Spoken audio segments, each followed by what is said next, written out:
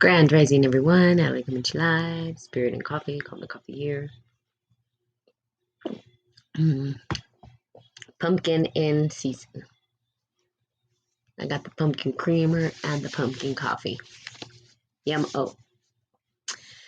Okay, so again, we're reading from the Emerald Tablet, Alchemy for Personal Transformation. And we had some pretty good discussions the other day and talking about your personal myth, who you are, and how to start to work with time. There's the big trick here is that once you know who you are, once you understand that, you start to understand the constructs or the secrets of the universe, is what people call it, right? So some people think, oh, only physicists, only chemists, only astrophysicists, only people who are studying neuroscience or, all of these things, quantum physics, only those people have the secrets to the universe. Wrong, not true, not even remotely true. We all have access to that. But we have to get past all of our craziness, right? Which is all of those personalities, archetypes that we hold within us. We have to understand who we are at the macrocosm and the microcosm. And once we bridge the gap between all of those and we start to synergize, we then start to understand how to work with time. Time is a critical thing. Time is something that it is a construct of man for sure. But we utilized time for several reasons, and we have a bunch of calendars. So that's what we were talking about last time. Now, in the Emerald Tablet, we're talking about Balinese and how he became one, or the Philosopher's Stone, or transformed into the Philosopher's Stone. So he didn't have any possessions, but he left a will. And it contained a summary of the tenets of the Emerald Tablet, which he felt was his true legacy to the world. And the actual circumstances surrounding his death were even more mysterious. His followers insisted that his body rose physically to heaven and no trace of his corpse was ever found. Okay, so they interpret this to mean that he did transform into the Philosopher's Stone, the ultimate merging of the mind and the matter, one perfect fusion of one mind with the one thing. Okay, so it's kind of interesting. Others, historians said that his disciples stole his body. And put him in a secret cave with the Emerald Tablet in his arms, and found clutched by Hermes, which was the same thing that happened with Hermes. Maybe that is where the tablet sits today, waiting for the next initiate to absorb its wondrous message. However, the lore of the Emerald Tablet goes back even further. And it was not first, he wasn't the first to discover the object and pass down the teachings from generation to generation. Hey, Shadow. Hey, Alma. So again, the Emerald Tablet is something that has been passed down from generation to generation to generation. Now, we ourselves, as spiritual alchemists, we hold that ability to hold the sacred teachings. And the sacred teachings, again, are not just the sacred teachings. There are certain laws, I would say, that we follow in some way, and that's natural law. That would be God's law. It's not our law. It's not something we created, but mere observation of natural law and how transformation happens. How do we become or transform into the Philosopher's Stone? What does it take for us to get there? Well, we talked about getting past fears, and that's a big one. I can tell you the experience of what it feels like to at least view, and perhaps some of you guys have had your own, what we call non-ordinary states of existence, or consciousness, non-ordinary states of consciousness. We can also call it a spiritual awakening, epiphany. There's many different words that you can call it. But when we experience something that we have no words for, it's an epiphany, a spiritual epiphany, if you will. If we start to tap into that. Now, the only explanation that I can give, where there are no words, is that when you're able to be the witness or the observer or the context unfolding, okay, which But I try to describe this in words, but it gets very difficult. And I think I've tried to do this many different times. But when you become the witness or the observer, the best way to see it, I think, from maybe a movie perspective, that's why I like movies, because we can relate to movies and there's at least a visual attached to it. It's kind of like Neo in the Matrix, where he was able to see the coding. He was able to see the coding, and then he became the context of the coding. Rather than just observing it and looking at it, he actually became it. So that is us, but we're unable to see that right now because of all of the programming that has gotten in the way of us. So again, I think that The Matrix is one of the most amazing movies that was kind of made to describe it. And of course, it was done through technology, the way that we see technology today, through computer codes and all that kind of stuff. That's kind of the best way. Now, when I experienced it, did I see a bunch of codes? No, that's not what happened. But I could see the programming in each individual and how that programming was a part of me and I was a part of it. And as it was connected, I didn't have to do anything. See, I was the context unfolding through them, through the individuals that were showing up. So really hard to describe, but also very scary place for the ego. The re-entry from a death and rebirth, sometimes the re-entry is probably more hard than actually the experience itself. People have near-death experiences, people have all of these things, and when they do, re-entry is harder. So people are fearing getting to the divine or tapping into the divine or their own power. But here's the deal. What's really afraid is not you or your soul, because you're perfectly perfect, right? You're an extension of that. It's the ego that's afraid. The ego has this fear. See, and the fear is this rebirth of like, I might die, because really the only thing that dies is our ego, right? Yes, our flesh dies. This flesh body dies, but we are still connected to the one thing. And when we understand this, right, we can allow ourselves to go through the fear. It's working with the ego. Now, we're not telling the ego it's wrong. We're not trying to get rid of ego. Ego helps us survive in the material world. And we're here to enjoy this life. We're here to observe it and witness it and be a part of it. Now, humans, being as crazy as we are, we distort it. We do all kinds of weird shit. We've done some pretty weird shit. You got to admit, we're in a weird time. We've created some pretty weird storylines here. Ego has to be humble and give love. Yeah, and so, and to tap into that, now it's hard because the ego fights for survival. That's what keeps us alive. Everybody's like, I don't have an ego. Well, then you'd be dead. What do you mean? The ego is what wants to stay alive. It's afraid of death. That's where the fear of death comes from, is the ego's fight to hold on. It wants to hold on to, what does it want to hold on to? It wants to hold on to your particular personality and your fingerprint, your archetypal fingerprint, we'll call it. Okay. Which is the personalities that exist within you. And I'm going to tell you a story because I was thinking this morning about, I did a hypnotherapy session with a friend of mine. And in that hypnotherapy session, we talk about our higher self, right? She taps you into your higher self. Most people think their higher self is their God self. Well, that's not necessarily the case. I started thinking my higher self is nothing like my soul. It's still part of the ego. Our higher self, remember, when we think of ourself as a self, that is ego. When I talk to my higher self, or when I tap into my higher self, really what it is, it's the archetypal pattern that's most dominant within me. Literally, the most dominant archetype.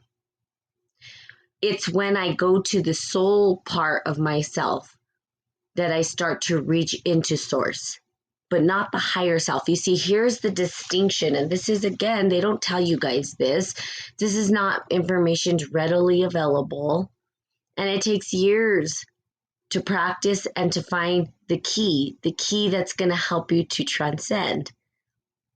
Okay, it's a key, right? Each individual has their own process to get there. Each individual may experience it differently, and each individual has their own relationship with divine source, which that's theirs and theirs alone. The key to get there, that the higher self that people think they're tapping into is still a limitation of who you are, because the higher self is still operates within the microcosm. Now, it can be pulled from the macrocosm, but it's not fully the macrocosm. Okay, so understanding this, because they would say your higher self is your true divine connection to God, but you've got to ask yourself, no, is it the construct of an archetype? And what does it want? And is it trying to hold on to me to what? What does it want me to do? What is it asking? What's its intention? See, soul doesn't have an agenda. Soul is just fluid. If you saw God or source as like a stream, there's no agenda. It just happens. It unfolds. Okay. And if you go into Asia, right, that's their worldview is about the unfolding. It's not created. It's just there, and it sort of unfolds, kind of like the lotus flower or like any flower, right? You have this spark that's in the seed, and it holds the life force for that potentiality, which I talked about before, for that seed to grow into its magnificence. That seed is so tiny, but the potential for what it can be is already there. And now it just needs to unfold. So that's what we are. We're just unfolding into our fullest potential, and we're sprouting. And then we're reaching beyond our own understanding. So your higher self still a construct of ego. It has an agenda. We had to ask it, what is your agenda? What is your intention? What do you want? You can talk to your higher self. My higher self is not my godlike self. It's not my soul. It's a construct of the archetypal, and that's what Jung was calling archetypes, the archetypal patterning that exists within the pool of this three-dimensional time space, the hero's journey, if you will. You guys heard of the hero's journey? What is the hero's journey? Well, the hero's journey is sort of this script that gets played out over and over again. We are in a hero's journey always. Why? How? How did it happen? Look at all the myth stories. Look at all the ancient tradition oral stories that have been passed down. They're all hero stories. All of them. They all have certain patterning. And each character that shows up has some sort of same qualities. Look in your life at the different people that show up in your life. You're part of that hero story. You have your own hero story. And as you go through it, you start to see the characters that show up in your life. And you're like, wow, I saw the trickster in this story, right? I saw the one who maybe the wise old person who shows up, the carrier of wisdom, the one that's the way shower for you, the guidance. You have the big, the person who's maybe your nemesis or the person that's trying to take you down, right? Now, they magnify this hero story, but we ourselves are in our own hero story. Then this is just a pattern that was recognized. And now we even create, why are we so in love with the hero story? We go to the movies and all of those comic books and everything is just the retelling of a hero story over and over and over and over and over again. And guess what? People love it. They eat it up. Why? Because they know inherently they are that. It's part of them. It's part of our journey here on earth. So we get to choose. We get to choose our hero's journey. Are we going to, walk through our life just acting as that it doesn't exist, and then not we get to choose, right? Every hero kind of takes a turn. I always think of Percy Jackson. That's a movie that I watch, and I like it for several reasons. But there's a specific scene that I absolutely love that I talk about when they're in the casino, and they say, "Don't eat from the casino because you'll get stuck there, and time will go away, and you're not going to be on your path to transcendence." Well, they start to eat the cakes, and they're so good, right? It's kind of like when you think about our life. We do things that feel good, that keep us locked in time when we could be utilizing our time wisely, but it feels so good. It tastes so good, but something about it is not right. That's sometimes we go to drugs and alcohol and all these things, right?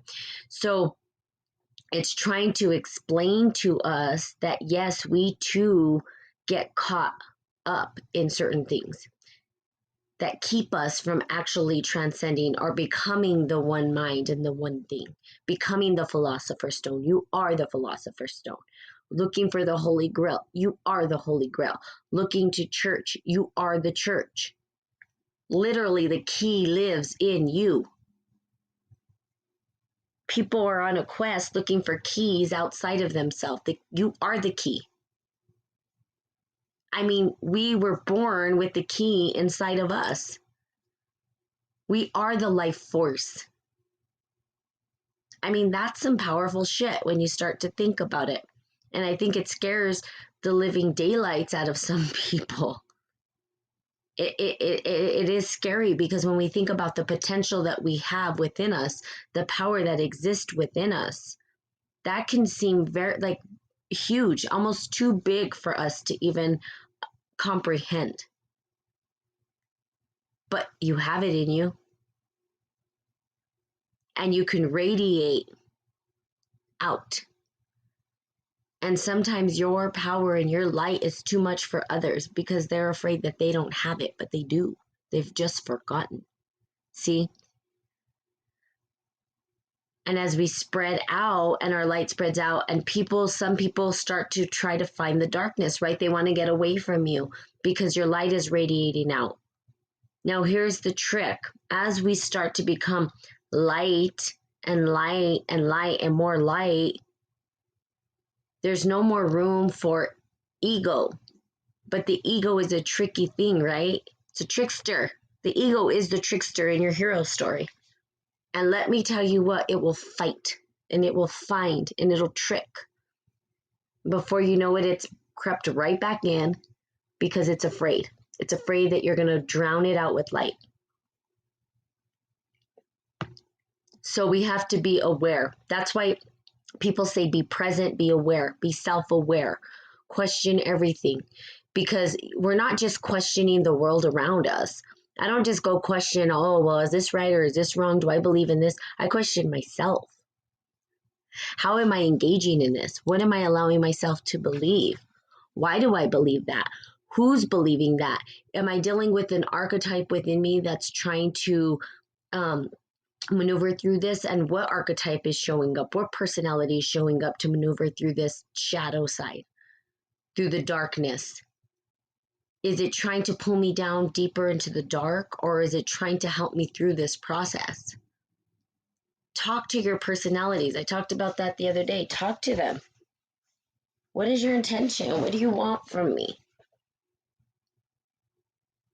Where's my counter personality? How do I magnify that? The one that's going to help me get through it. The one that's going to be the way shower.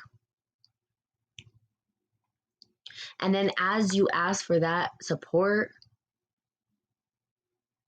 right? Then when it shows up, you'll start to see it show up on the external world. Because remember, as I started this, as within, so without, you are the context. You are the life force. You are the key. You are the power. You are the key that opens many doors. But we're looking for the keys outside of us to open the doors within us. See, it's the opposite. The key is within you so that you can open the doors without.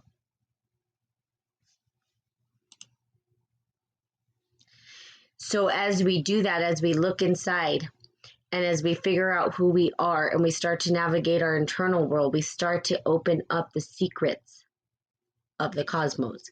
And everybody can access this. It's not just for one, it's not just for a few, it's for everyone. If you start hearing people that say, only I have the answers, I know what's going on, me, that's all ego. That's all ego. They have their answers, they have their way, and maybe they know, but are they teaching others how to do that? I don't know. I'm not sure. And I'll tell you why, because I know myself.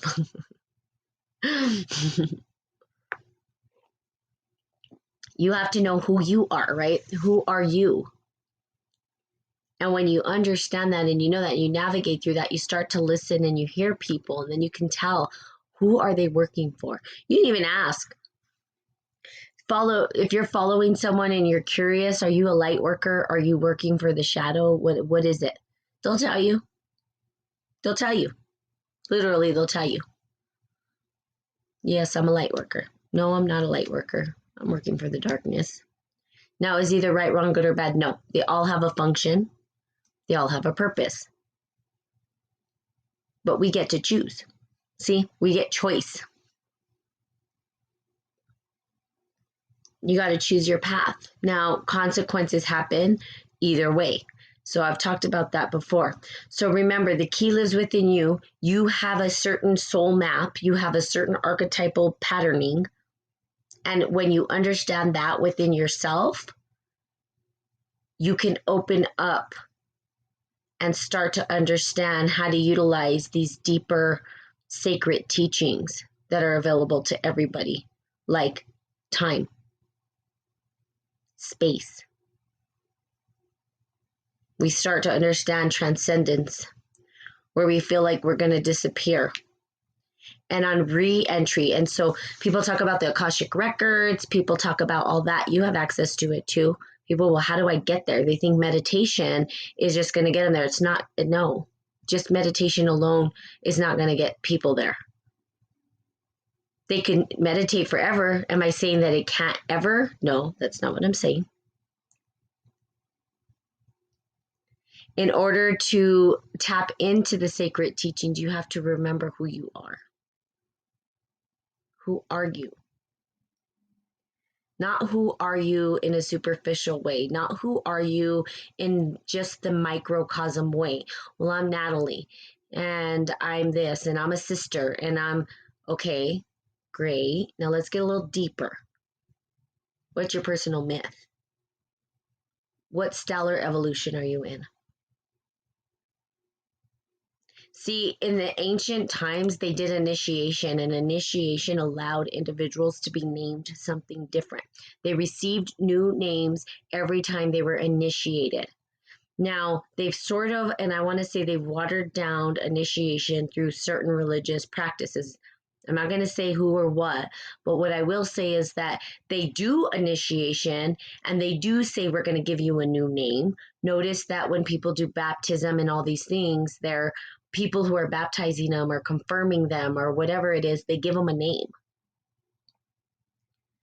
Okay, when back in the day when natives were doing this, right, or these tribes would do initiation with the children, they received a new name after they did certain things, after they were initiated into different things. When we talk about Masons, when we talk about this, they do the same thing. The initiates, once they go through something, they receive a name. Here's the deal. I used to never understand. This was the biggest thing for me, is initiation. I thought I had to be initiated by something or someone or whatever. And I could never really understand what it was. But, you know, I'd go to these groups and I'd be like, I don't believe in what they're saying. I can't follow this. And if I asked questions, then I couldn't ask questions. So I'm like, then this is not for me. I did all of this work through my own understanding, through my own connection to divine, through my own search.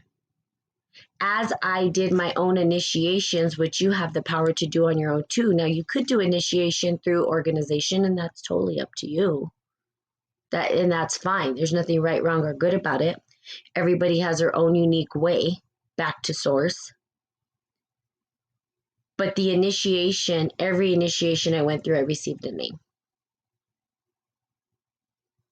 So as you go through your initiation, it's like a death and a rebirth. They talk about it in all the religions, right? Death and rebirth. You're reborn again. Well, what does that really mean? You're like, yes, I'm reborn again. It means that you're starting to connect into who you are internally. You understand who you are, not just at the basic level of, I'm Natalie. Okay, and what does that even mean? What is your personal mythology? Right? What stellar evolution are you in? Ask yourself those questions. Go on that journey. Finding answers within yourself and see where it takes you. What is my truth? What are my pillars? How do I hold a torch for the pillars in my world? What are my values? What are my morals? What are my principles? What are my practices? When we start to pull all of that together, right? We start to construct and work with. When we connect the macrocosm with the microcosm, we become the author, the authority of our own life. Nobody can author it for us. Nobody can be an authority for us, and we're not afraid. See, that's what ends up happening. When you start to do this work deeply, you're not afraid. You think there was so many individuals who knew it, who they are, and they went through pure hell, but they weren't afraid because they knew who they were. They weren't going to budge. They understood who they are. When you find that out, no one can take it away from you. So through initiation and remembering and working, remember, you are key. You are the key. You are source. The key doesn't exist without you. It's within you. You hold all the answers for you. But we're searching, and the reason why we feel like there's a void or something's missing is because we're continually searching outside of ourselves, not inside ourselves. Start filling your cup internally, and you will not have thirst. You won't be thirsty. You won't need to get validation. Your cup will be filled. You'll satiate the thirst within you. But if you keep looking externally, you're always going to feel like something's missing. You are key. You hold the key. It's kind of scary when you think about it for ego. When the ego shows up, it's scary because that means that we hold the power. And yes, it's responsibility. It means that we have to live up to, right, in this physical body, because we numb ourselves out from really being as powerful as we can possibly be. Get off all the alcohol. Get off all the drugs. Get off everything. Don't do anything. See with clear eyes. Don't even take psychedelics. See what happens. And then try transcending without anything. Being just clear. And sometimes that's scary. Because now what? We can't numb it out. Most people are numbing it out with alcohol, drugs, partying, whatever they do to avoid it. Because it is a big responsibility. It means that we dedicate every single day of every single minute of every single part of our life to it.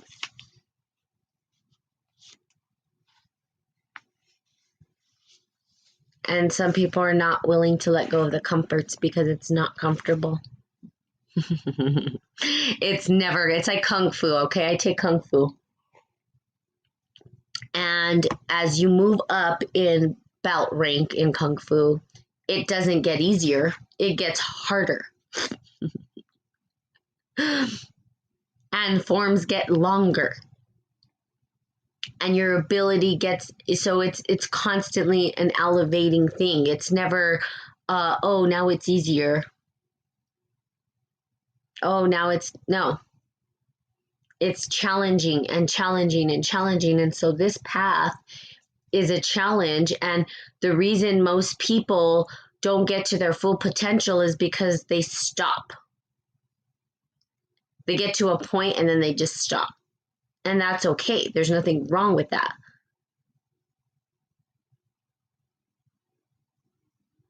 But you're not fully blossoming into your full potential. And I dare to ask, how many people feel like they're living to their full potential? Not even the greatest, quote unquote, greatest people that we talk about in history felt like they were at their full potential. They even felt like they were not full capacity. Because we elevate, things get more intricate. It gets harder and harder and harder and harder and harder. And I don't even want to say harder. Let's just say that the challenges become a little bit more, and that's a good thing, not a bad thing, as in challenges that are going to kill us. They're challenges that help us grow. They help us to create. We start to think bigger. We start to say, wow, I can hold this. Can I do this? Can I do that? And before you know it, you're growing bigger and bigger and bigger and bigger. Light's radiating outward, outward, outward, outward. I mean, just look at Leonardo da Vinci. He's one of the people that I sort of like I wished I could have had a conversation with him. I think I do in my own mind, but the dude still didn't feel like he accomplished everything he wanted to. The Mona Lisa wasn't even finished, believe it or not. He wasn't done. He wasn't finished. He had projects that he left unfinished all over the place.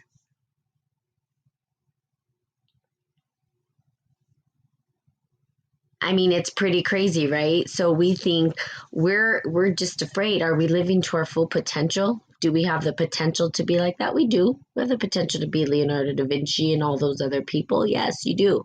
But will you take the journey? They were willing to.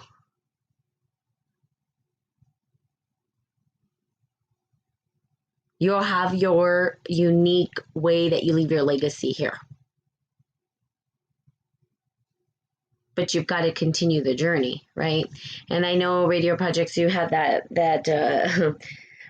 the one thing I remember, because I was able to get on, which was the game theory, and they were, I think, from what I understood, the guy said, people who sort of pick apart the game tend to lose the game because they're not actually playing the game.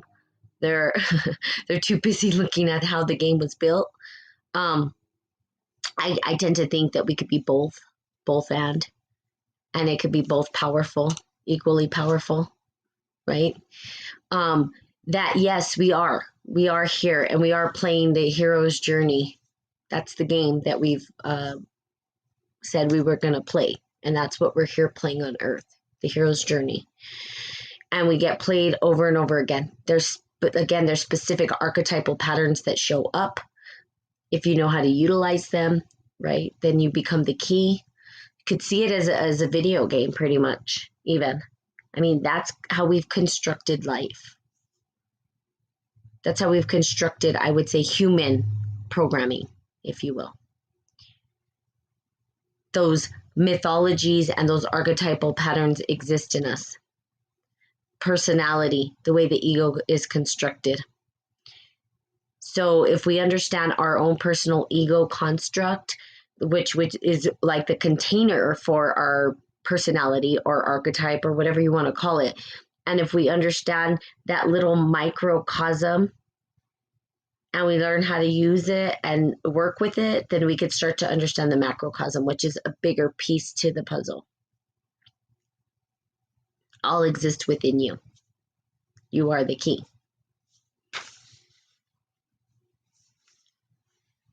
So in a way, those movies, and that's why I love watching movies, they give us clues and hints. They know these people. If you looked at the Masons and all this, they understand alchemy. They know this is what they keep from people.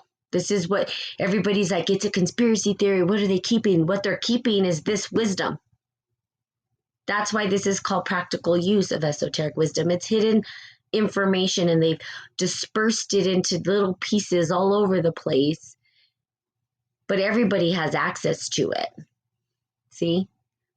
But they're going to misdirect you. They're going to give you this, and then this people stay stuck in I don't want to call it conspiracy theories, but as people stay stuck in certain storylines, they're not getting that storyline is a trap to keep them from actually doing the work, to keep them from focusing on themselves.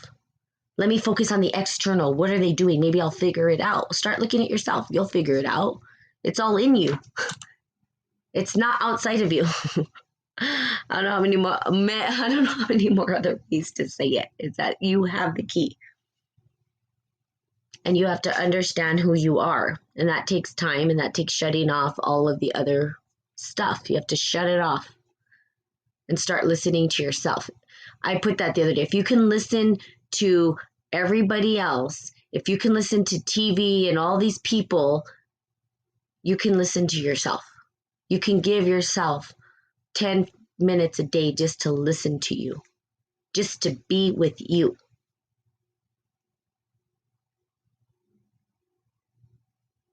Ask yourself, when I'm with myself, what is the programming that I'm listening to internally to myself? What frequency am I tapped into for myself? What is the dialogue internally for myself? When I turn off all of the programming and what other people are telling me, what am I telling myself? That's deep, because some people, they numb it out. They don't want to listen to themselves. They don't want to hear it. They don't want to hear what their self has to say to their self. People don't want to hear it, because a lot of it is, I'm not worthy. I'm not enough. I'm not this. I'm not that. I'm not that. Guess what? That's all bullshit, right? What that is in your head is your ego's fear to expand, because it doesn't want you to know that you are powerful. Because it's afraid of death. It's afraid it'll die. It's afraid that you'll kill it. That's all. And sometimes we have to go through death and rebirth. That's what death and rebirth on this earth is. It's killing our ego to expand the ego so it can hold more. Work with the ego, and eventually you get to a point where the ego and your soul sort of join as one, and the ego recognizes that it's not a threat. It's not it's not being threatened.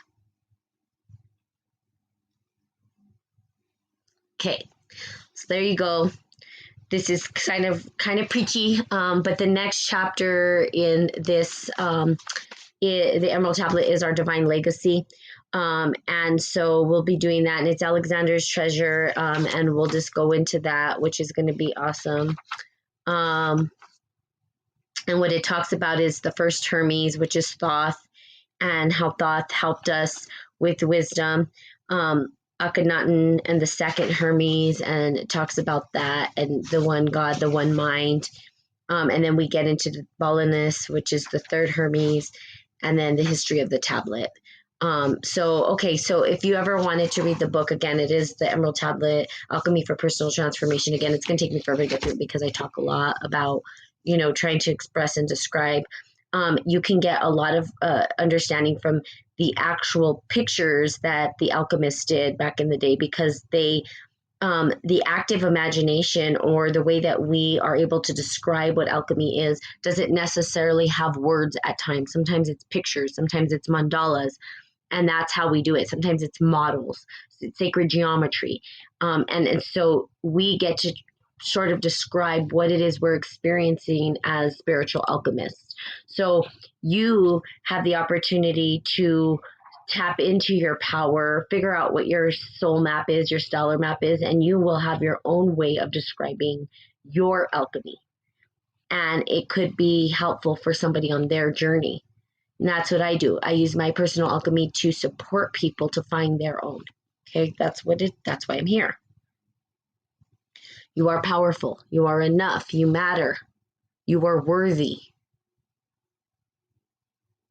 You're worthy enough to listen to your own dialogue within your own head to see what shows up. Okay, so hopefully that's helpful.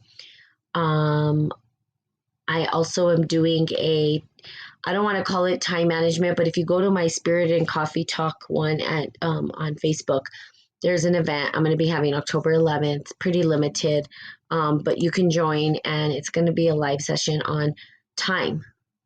So pretty much the alchemy of time. It's very pointed. I'm not all over the place, actually. Stay on topic. It's definitely not like the podcast, but it is teachings. So there you go.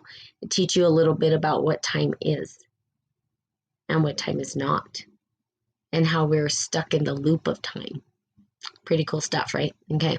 So there you have it. Love you guys. Have a marvelous, magnetic, magnificent, miraculous, mystical Monday. And I will see you guys. No, I won't see you tomorrow because I'm going to get iron infusion, but I will be seeing you guys on Wednesday. Okay. Have a great day.